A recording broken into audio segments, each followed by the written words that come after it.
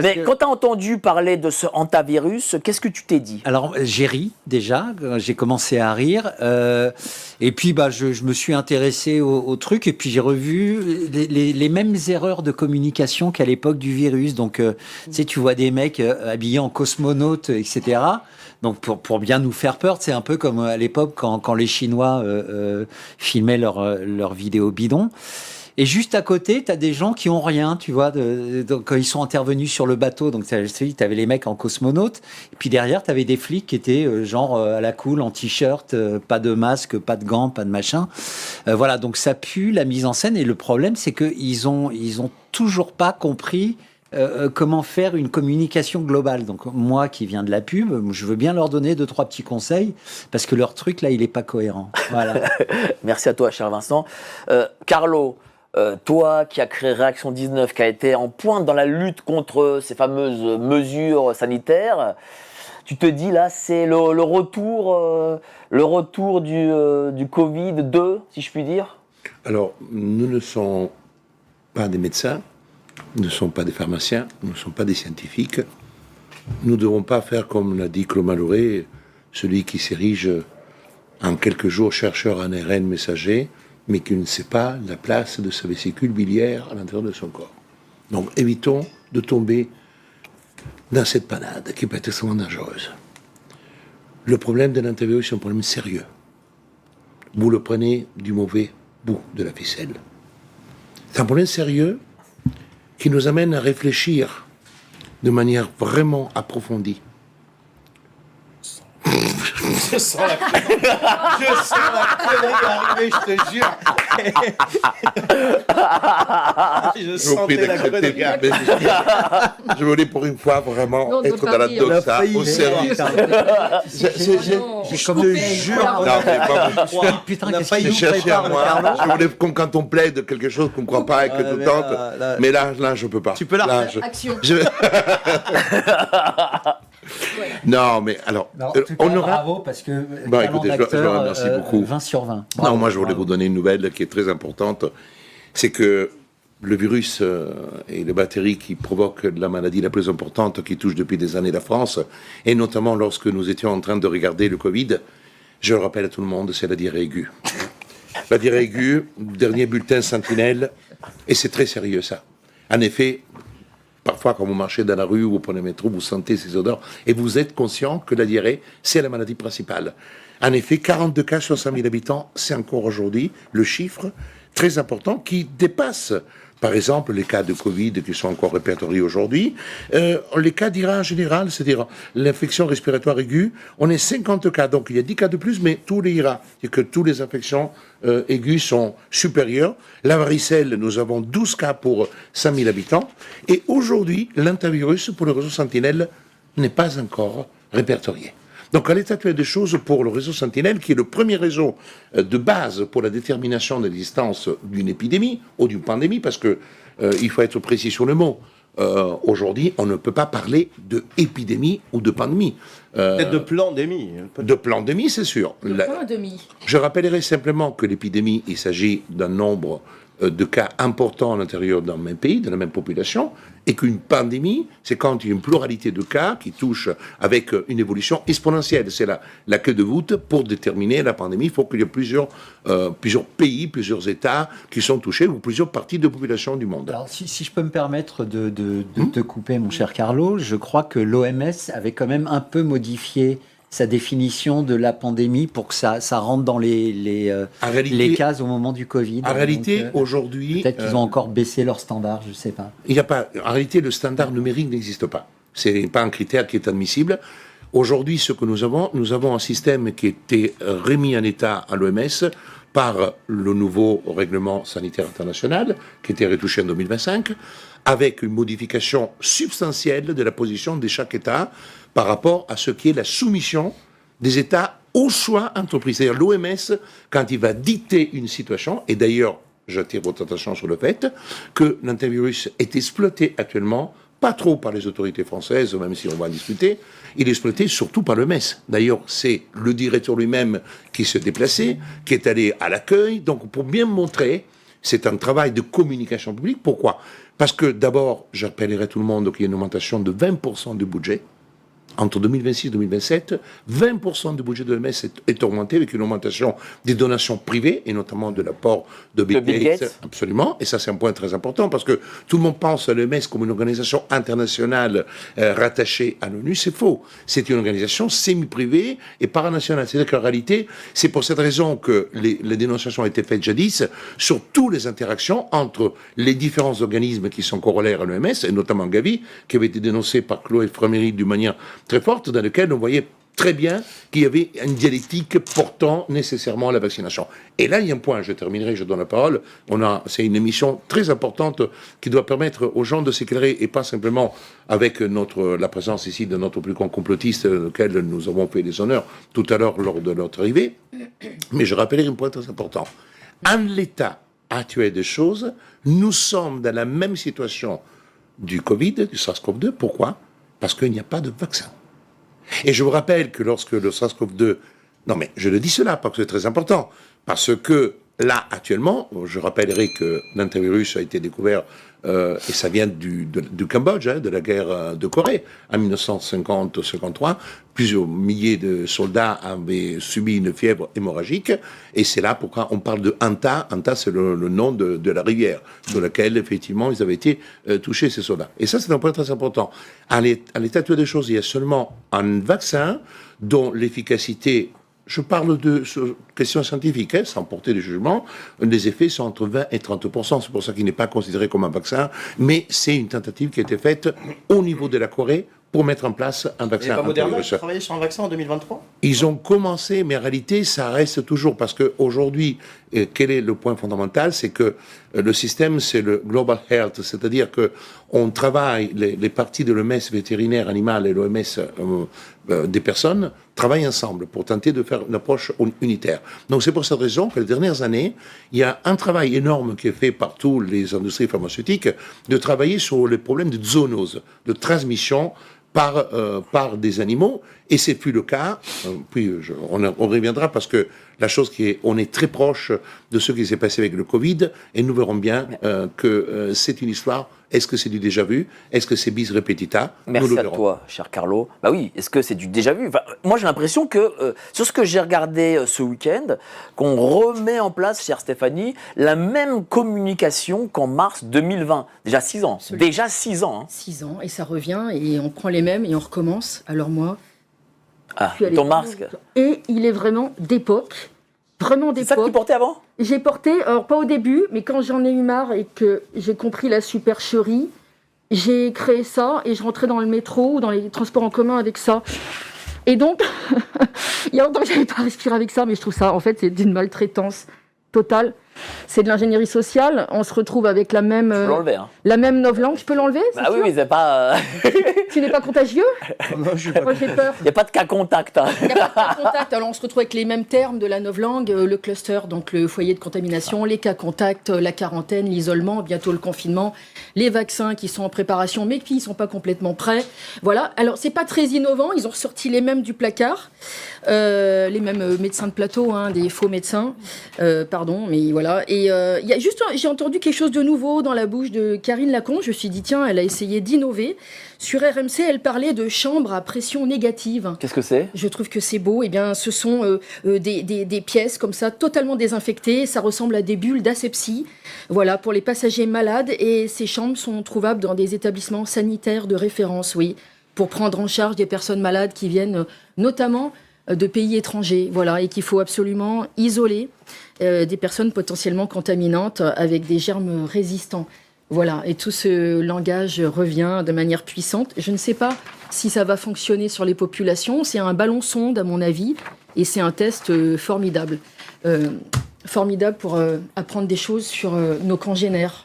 Bah justement, voilà. En dernière partie d'émission, je vais vous montrer un reportage que j'ai tourné il y a à peu près 1 an, où je pose la question aux gens, qu'est-ce que vous feriez si une nouvelle pandémie arrive? Et vous allez voir, c'est quand même édifiant.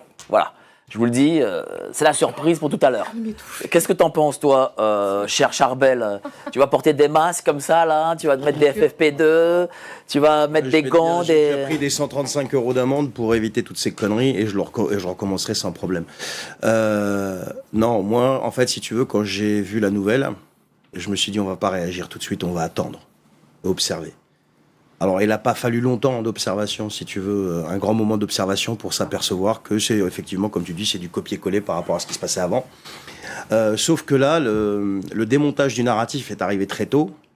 Tout à l'heure, quand je venais sur Paris, je me suis arrêté dans un café et j'ai vu une vidéo donc, du professeur Jean-Paul Stahl, professeur émérite de maladies infectieuses à l'université de Grenoble. Et on lui demandait à ce monsieur ce qu'il pensait, est-ce qu'il faut prendre des mesures particulières, etc., ou en plus, ou quelque chose comme ça. Donc voilà, j'essaie d'illustrer un petit peu ce qu'il racontait. Et il a dit, ah bah non, pas du tout. Il dit, parce que nous, les scientifiques, on connaît ce virus depuis l'Argentine, etc. Et puis même le professeur Perron en avait parlé, ce qui était connu en termes d'épidémiologie, je vais y arriver, depuis 1995, etc. Et donc il a dit non, il a dit moi, en tant que scientifique, bon, je devrais pas vous dire ça comme ça, mais je vous dirais que c'est la routine. Il a dit ça, le mec. Alors moi, j'ai pensé que ce mec-là ne sera plus jamais invité, au mieux, au pire, il sera ostracisé. Bon, je pense qu'il a une grande carrière derrière lui. Et puis un autre truc aussi, c'est que ce qui était impressionnant, c'est de voir le bandeau de BFM TV juste pendant que le professeur était en train de dézinguer le narratif. Qu'est-ce qu'il disait, ce bandeau? En gros, il se demandait si c'était pareil qu'Ebola. Alors, pour celles et ceux qui ne savent pas ce que c'est qu'Ebola, allez vous renseigner. Ebola, effectivement, c'est quelque chose de mortel, de foudroyant, de tout ce que vous voulez. Donc, c'est là que j'ai vu que ça y est, ça recommence. Et puis, les plus grands, les plus beaux, les plus forts, là, ils vont un peu détrôner, c'est Marshall et Truchot. Pourquoi? Je sais pas si tu as vu la séquence sur Non. BFM. Ouais, Les mecs, ils arrivent, l'autre, il est avec son Ils ont mis le masque. il est avec sa muselière et l'autre, il est avec son gel hydroalcoolique et puis il commence à jouer un espèce de sketch de 30 secondes et on va vous expliquer le pourquoi du comment. Donc, je t'ai dit, moi, j'avais décidé de observer pendant à peu près une semaine et il m'a pas fallu 24 heures pour comprendre que Est-ce c'était que une ça veut blague. dire que le système prépare justement une nouvelle séquence? Non, mais un autre truc, c'est la stratégie de la peur qui est en train d'être mise en place. C'est-à-dire qu'ils ont vu, et ça n'engage que moi, ce que je dis là, monsieur Maluré, soyez indulgent, oui, parce que lui, on va le voir arriver, lui, il va sortir des poèmes à la tribune du Sénat. Il a le corps quand même. Oui. Ils ont vu que les gens, ils ont fini par comprendre que le coco tuait 0,01% des gens infectés, quelque chose comme ça. Et là, ils t'ont sorti un truc qui était quand même assez terrible pour essayer de faire flipper les récalcitrants un petit peu comme nous. C'est 30 à 40% plus mortel que le Covid. Ah, 30 à 40%. Ouh là là. Ah ouais. Ouais, Ah non, mais là, mais enfin, celui qui a sorti ça, je peux te dire que c'est une flèche, le mec. Et puis, il fallait regarder le patron de l'OMS quand il a expliqué pourquoi le vieux qui était entouré de cosmonautes, là, il est monté tu sais, ils l'ont foutu dans le bus avec sa muselière, là. Et le mec, après, il se fait prendre en photo, il enlève le masque, et t'as l'autre, là, qui explique, oui, mais parce que c'est une personne âgée, et des fois, ils confondent, machin. En plus, il l'a pris par un sénile, tu vois. Donc, non, mais quand tu mets tout ça moi, j'ai bout à l'impression. bout, Pourquoi j'ai voulu qu'on parle c'est de bizarre. Pourquoi j'ai voulu qu'on parle de ce sujet? Parce que j'ai l'impression qu'il y a un comeback, que justement, ils veulent refaire quelque chose à ce niveau. Ils se disent, oh, peut-être la guerre, ça marche pas assez, on ne contrôle pas assez les gens, l'euro numérique peut-être n'est pas encore prêt, et donc, du coup, il faut qu'on trouve quelque chose. Il n'y a plus de guerre, là, déjà. Oui, il n'y a quasiment plus de guerre. Donc il faut qu'on trouve quelque chose pour contrôler encore mieux les gens. Toi qui es complotiste comme moi, qu'est-ce que tu en penses? Alors justement, moi j'ai une vision assez complotiste du truc. Donc moi je vois Vas-y, ta vision. une espèce effectivement de ressucé de ce qu'on a vécu. Mais j'ai l'impression qu'ils le font un peu en catastrophe et ils font des petites communications maladroites. Là tout à l'heure, je regardais sur Twitter. Et j'ai vu passer une allocution d'une nana de l'OMS, je sais plus qui c'est, une américaine ou je ne sais quoi, qui disait, bon, on sait pas trop, nana, mais une chose est certaine, l'ivermectine ne marche pas. Ah oui. Voilà, donc on prépare le terrain, c'est pour pas qu'il y ait des Raoult et des mecs qui viennent dire, attendez, si, il y a des traitements qui marchent, etc. Moi, en tout cas, j'ai eu l'extrême honneur de me faire bâcher par Jérôme Marty, Donc Qu'est-ce qu'il a dit? Tu sais que j'ai interviewé Jérôme Marty à une manif. je sais, j'ai vu. Et il a un peu fui, tu vois, il a fait genre non mais bon. Moi j'avais fait un tweet en m'adressant à Moderna en leur disant coucou Moderna, c'est vrai que vous avez commencé à travailler sur un vaccin contre le hantavirus 2 ans avant qu'il ne se déclare. Ça vous est venu comment cette idée de bosser sur une maladie qui n'était pas encore sortie? C'est ce qui s'appelle avoir du pif. Bon, enfin un truc très très au bon tweet quoi. Et lui me répond, enfin, il me cite en disant, parce qu'il m'a bloqué, bien sûr, non, mais franchement, ils sont totalement hard, non? Ils s'étonnent que des laboratoires travaillent sur la recherche de vaccins et des virus pouvant être létaux pour l'homme. Plus ridicule encore, ils n'ont vraisemblablement aucune culture scientifique. Pour eux, ce dont ils n'ont jamais entendu parler n'existait pas. Alors, c'est fascinant. Ça étalonne bien leur avis sur la Covid. Bon, voilà. Et du coup, le Jérôme, merci encore. Je réitère mon invitation à dîner mercredi soir avec plein de copains. Donc, si tu veux, tu es le bienvenu. Voilà. Un dîner de con, hein. Voilà. C'est Jacques Villeray, quoi, de ton dîner. Non. Tiens, on va montrer un tweet et je vais le faire commenter par notre ami Carlo. Regarde ce tweet. Flash, le gouvernement prend dès ce soir un décret pour mettre en place des mesures d'isolement à l'égard des cas contacts de l'hantavirus, annonce Sébastien Lecornu. Alors, je vais être... Mais qu'est-ce que tu en penses, justement, cette mesure, juridiquement... Il faut travailler sur les actes, parce que sinon, on fait du journalisme à la Parisien en disant, voilà le décret qui atteste que nous sommes dans une situation grave, parce qu'on prend un décret. Alors, je vous assure tout de suite, il faut travailler les actes. C'est ce qui a été la caractéristique de mon cheminement, quand j'ai fondé REC 119, c'est de travailler les actes et de trouver dans les actes des réponses. Et les réponses, nous les avons. Alors, je peux vous dire autre chose, que l'arrêté a été rédigé d'une certaine manière. Il y a un arrêté, le premier qui a été fait, c'est l'arrêté du 9 mai 2026. Et ensuite, vous avez le décret du 10 mai. C'est drôle parce que vous avez un arrêté. Or, l'arrêté, écoutez bien, c'est vraiment une petite technique. Vu le Code de la santé publique, notamment ces articles L3131 petit trait 1, L3131 12, etc. Or, 3131 petit trait 1 a été créé et forgé par la fameuse loi du 23 mars 2020, qui a introduit dans le Code de la santé publique l'état d'urgence sanitaire qui n'existait pas. Et l'article 31-31 dit, en cas, le fait de ne pas respecter, 31-31, il dit, en cas de menace sanitaire grave, appelant des mesures d'urgence, notamment en cas de menace d'épidémie, le ministre chargé de la Santé peut, par arrêté motivé, dans l'intérêt de la santé publique et aux seules fins de prévenir et de limiter les conséquences de cette menace sur la santé de la population, toute mesure. Et là, c'est le texte de base qui sert à confiner, bloquer, etc. Je ne vais pas lire tous les alinéas. Tu peux le montrer quand même? Je vais le montrer. Voilà, montre-le. 31. Voilà, tout est là. Voilà, le texte. Il faut le lire, mais c'est très important. Où est-ce qu'on peut trouver ce texte? Il suffit d'aller sur Légifrance. D'accord. Mais la chose importante est la suivante, c'est que l'arrêté, dans la hiérarchie des normes, il y a une pyramide. Okay, il y a la Constitution, les traités, ensuite les lois organiques, ensuite les lois, ensuite vous avez des décrets pris en Conseil d'État, des décrets pris en Conseil des ministres, des décrets simples, ensuite vous avez des arrêtés des ministres. Et l'arrêté vise, ça c'est un point très important, vise l'état d'urgence sanitaire de l'article L3131 petit trait 1. Ça veut dire quoi? Ça veut dire que lorsque le ministre de la Santé a pris cet arrêté, il a considéré que nous étions en présence d'une épidémie grave.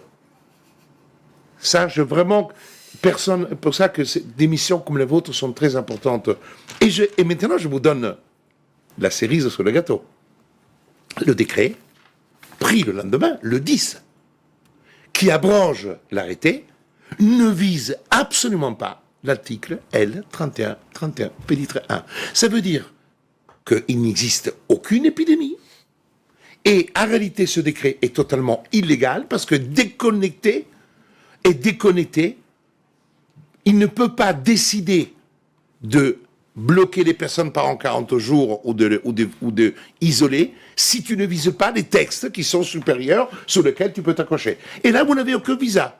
Il a simplement vu le Code de la santé publique. En réalité, tu prends le pavé du Code de la santé publique et c'est à la base de ça. C'est faux. Et en plus, je vous dis une chose qui est très importante. À un moment donné, dans le décret que je lus dès qu'il est sorti pour venir aussi à ton émission, mais aussi pour mon intérêt personnel et j'en ferai une note, Il dit le non-respect des mesures prévues aux articles 1 et 3 est passible des sanctions mentionnées à l'article L 3136 du Code de la santé publique. Alors là, tu restes sur le cul. Pourquoi les mesures de l'article 1 et de l'article 3 ne sont pas celles qui sont visées pour les sanctions de l'article 3136? Ça veut dire 6 mois d'emprisonnement, etc. Je rappelle tout simplement que le fait de ne pas respecter les mesures prescrites par l'autorité requérante prévues aux articles L 31-31-8 et 30-31-9 est puni 6 mois d'emprisonnement. Or, ces deux textes n'y sont absolument pas visés dans le décret. Et ensuite, les textes successifs, la violation des mesures de mise, et ça c'est le point fondamental, en quarantaine et des mesures de placement et de maintien en isolement édictées sous le fondement de l'article L 31-31-1, qui n'est pas visé dans le texte, c'est ça qui est extraordinaire, On peut montrer là les textes déjà. n'est pas sanctionné. Donc ça veut dire quoi? Vous avez un décret dépourvu de fondement légal. Un décret qui ne peut entreprendre aucune sanction parce que il y a, pour sanctionner en matière pénale, il y a ce qu'on appelle un principe de légalité. Le principe de légalité, c'est dans les textes, rien que les textes. Ça veut dire que tu me fais une amende parce que je suis qu'à contact, je suis sorti, je te le conteste en 3 secondes chrono parce qu'il n'y a pas le principe de légalité qui permet de tenir la route. Il ne suffit pas de dire, si tu sors de confinement, quel est le texte qui l'impose, quel est le texte qui te donne le pouvoir. Et tout ça, encore une fois, est fait à la mormoneux, à la va-vite, et je pense, et je vais vous dire une chose, ils ont fait le décret pour anéantir l'arrêté qui, pour les techniciens comme nous, juristes, crée la panique à bord. Parce qu'en visant l'article 31-1, l'arrêté visait l'état d'urgence sanitaire, la question de l'épidémie. Alors qu'il n'y a pas d'épidémie. Nous sommes en présence d'un cas, parce que si on prend l'épidémie, il faudrait, pour le cas de diarrhée, mettre en confinement les gens qui ont la diarrhée. C'est de l'amateurisme ou c'est quoi alors vraiment, c'est important, je suis vraiment très heureux parce que de pouvoir répondre à ta question.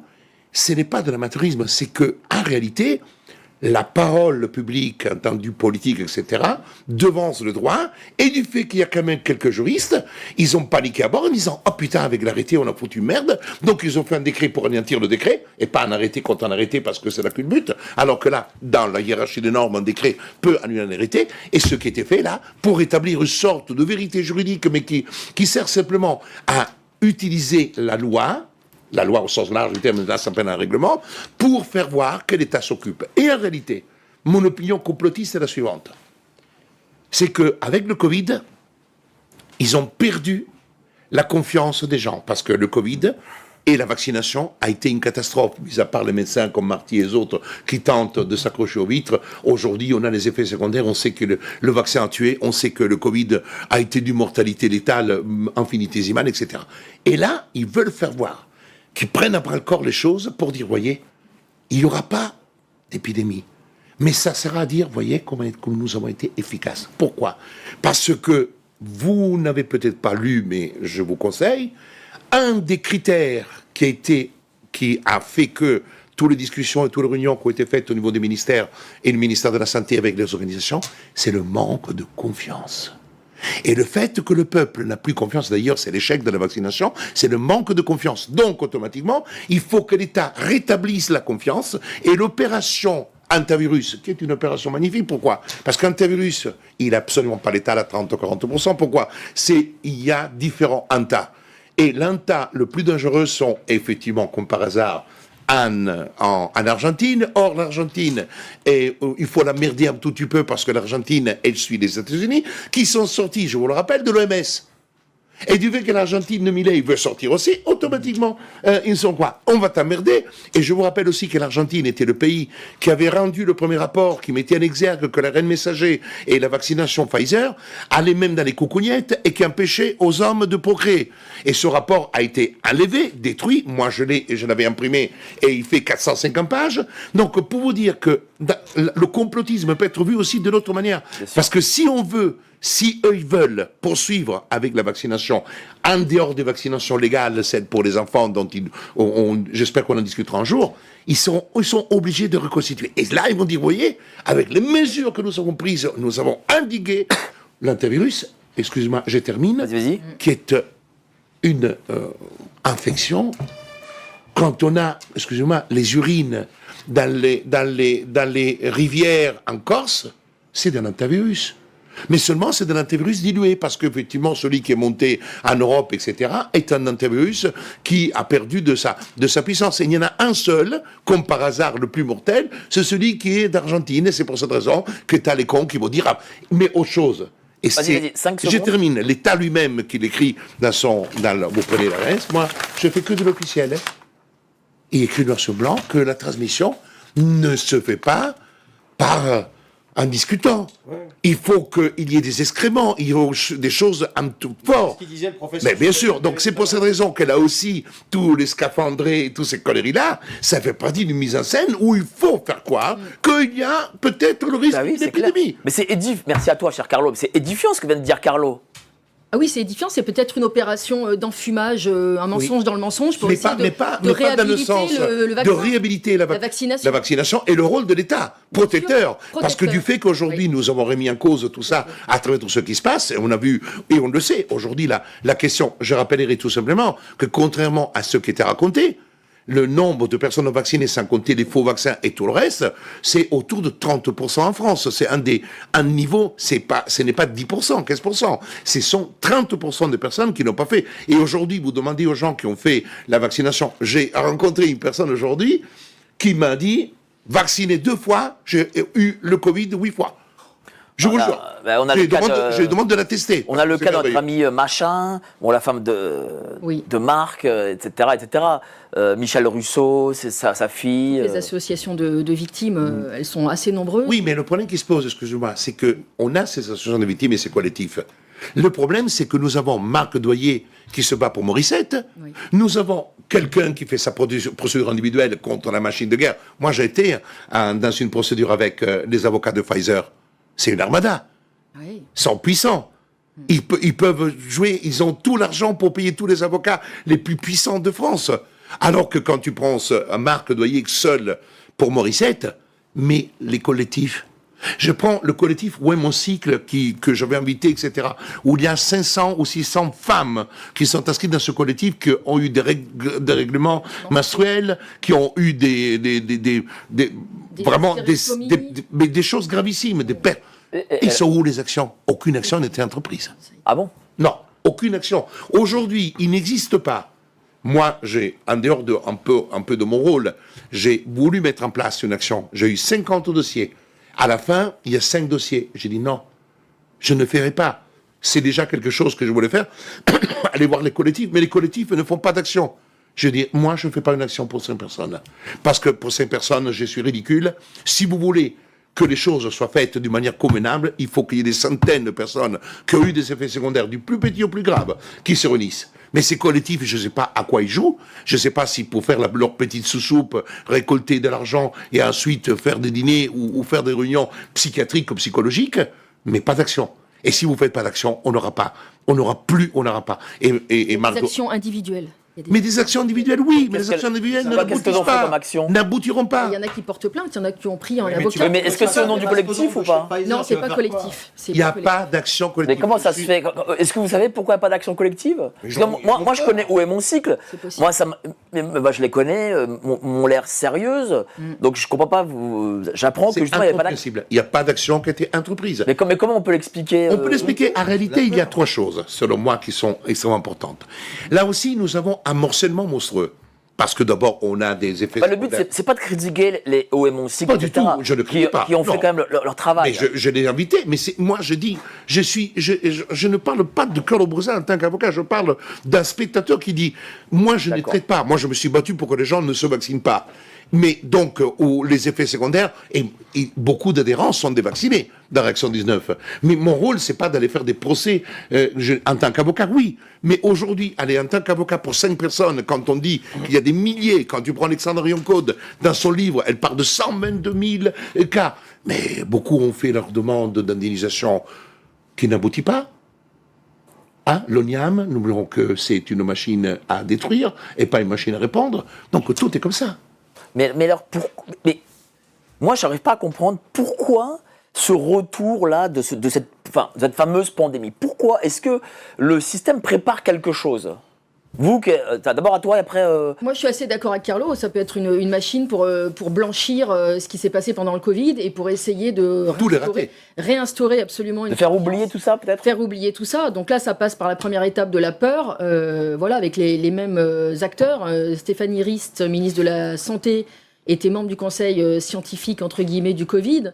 J'ai vu récemment sur France Inter le professeur Arnaud Fontanet, qui est rhumatologue, formé à l'épidémiologie, et qui effectivement a comparé ce vaccin, pardon, le lapsus, ce virus, soi-disant virus, à Ebola, sachant qu'Ebola, c'est un taux de létalité, c'est-à-dire le nombre de décès sur le nombre de personnes infectées, c'est un taux de létalité proche de 90%, enfin c'est très élevé, et il n'y a aucune preuve, ils avancent des choses sans faire la moindre preuve, et effectivement, on peut se demander pourquoi cette opération D'après toi. repetita. Mais je trouve que la piste de Carlo est intéressante, parce qu'effectivement, récemment, ils ont annoncé une baisse de confiance en la vaccination de la France, des Français, et je pense que ça leur pose un problème à la fois économique, voire plus qu'économique. Voilà, je pense que ça peut être ça, effectivement. Et un ballon sonde pour voir jusqu'où les populations seront prêtes à se soumettre à des mesures, à un argent peut-être...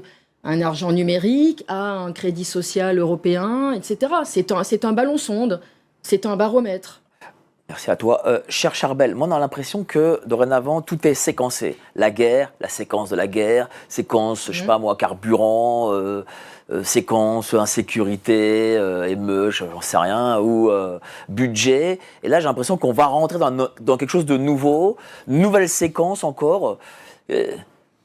D'après toi, c'est quoi? Parce que comme le dit Stéphanie, il lance des ballons sondes. Alors moi, je vais pas parler de ballon sonde, je vais parler d'autre chose. Moi, je vais essayer de prendre un petit peu de hauteur. Vas-y. Tu es dans un pays qui compte 15,4% de sa population en dessous du seuil de pauvreté. Tu es dans un pays où les gilets jaunes ont démarré pour 1,40, 1,50 le litre de gasoil. Aujourd'hui, on est à entre 2 et 3 euros. Allez, en moyenne. Voilà.